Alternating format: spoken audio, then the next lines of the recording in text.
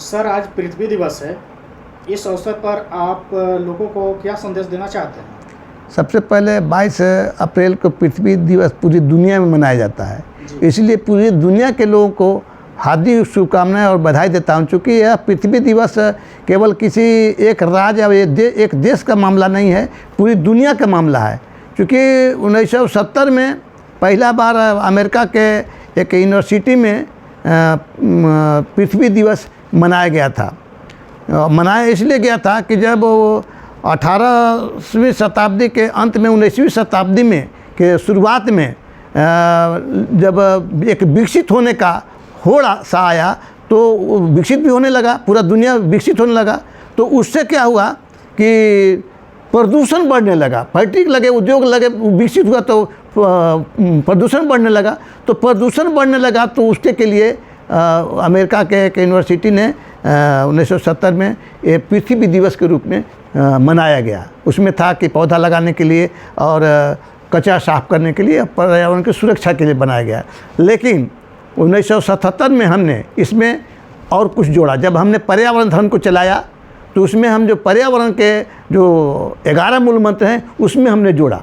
उसमें क्या जोड़ दिया कि प्रत्येक व्यक्ति अपने जन्मदिन पर, कथा पूजा, श्राद्ध पर, कोई भी शुभ कार्य पर एक पौधा ला के बच्चे की तरह बचाने का विधान है। दूसरा, कोई लाचार बीमार व्यक्ति अगर एक्सीडेंट दुर्घटना होगा तो उसको जान बचाने का काम करना। तीसरा, जल, जंगल, जमीन, जानवर, पक्षी, प्रकृति और को बचाने का ये उद्देश्य है।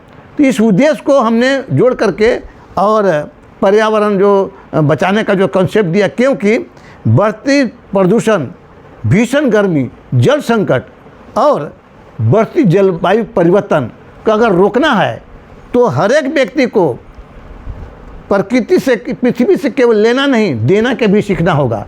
जब तक हम लोग केवल लेंगे तो काम नहीं चलेगा, देने के लिए भी सीखना होगा। तो यह पृथ्वी दिवस का उद्देश्य है कि प्रकृति से केवल लेना नहीं, लोग देने के लिए भी सीखें। और लोग इस पर अगर काबू पाना है तो हर एक व्यक्ति को अपना धर्म के साथ साथ पर्यावरण धर्म के 8 मूल ज्ञान मंत्र को अपनाना होगा। क्योंकि मानवीय भूलों के कारण धरती के कई जीव समाप्त हो गए, कई समाप्ति के कगार पर हैं। अकेले भारत में 1372 प्रजाति के पौधे असुरक्षित और संकट से जूझ रहे हैं।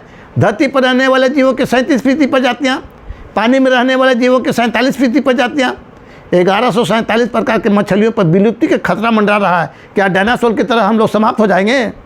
अगर इसलिए मेरा मानना है कि सोचो, साथ क्या ले जाओगे? एक पौधा लगाओगे, 7 पीढ़ी तक जाओगे। प्रकृति की सुंदरता की रक्षा करें, आने वाले पीढ़ी के स्वच्छ वातावरण दें। आज पृथ्वी दिवस के अवसर पर पुनः देशवासियों और दुनिया के तमाम उम्र के लोगों को हार्दिक शुभकामनाएं, बधाई देता हूँ। धन्यवाद। धन्यवाद।